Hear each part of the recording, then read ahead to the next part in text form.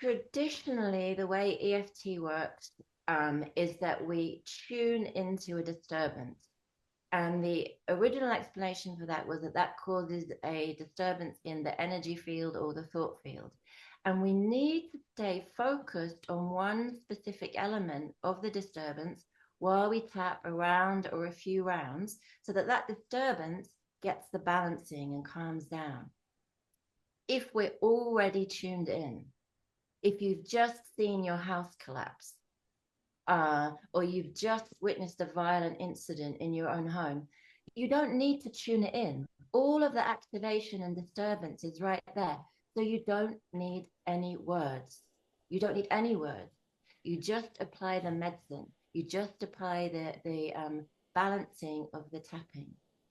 When you have got more of a sense of solid ground, when you're more able to be aware of here I am and I am here, and you want to work on something that's in the past and that isn't right there in your field, then we bring the words in so that we are like dialing up that disturbance and bringing it in.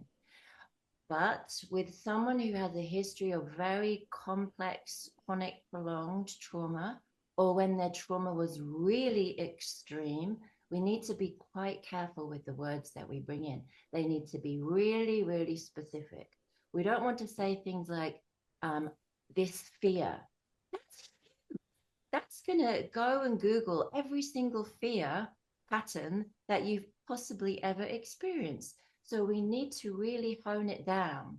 And if someone can't attach that fear to a particular event or experience, something I do is I say, okay, this 11th of December, 25 minutes past 11 fear.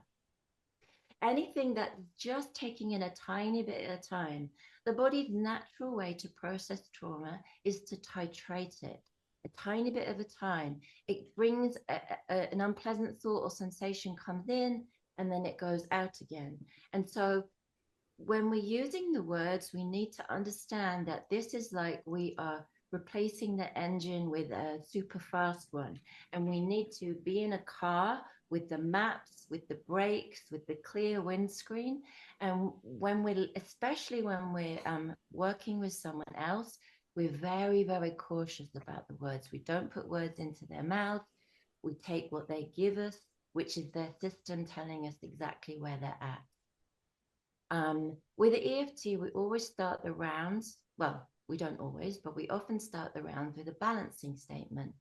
And the original balancing statement is too much of a jump for most people, even ordinary people that aren't even that traumatized. Originally, we said, I deeply and completely accept myself. Some people have even added, I deeply and completely love and accept myself. This is like trying to step onto a bridge or the other side of a ravine without having a bridge. You just fall off. And we want the balancing statement to carry someone from this place of terribleness to a place that could be okay, that's reachable, that's manageable. So we want to kind of bring the sides of the ravine closer, and we want to have a bridge that that person can see and feel and travel across. So we can just say, I'm okay, or a part of me is okay, or deep, deep, deep, deep down, I'm okay. Or if we're working with someone who's really blown apart, we're offering them some sense of the stable ground. So we might offer something like,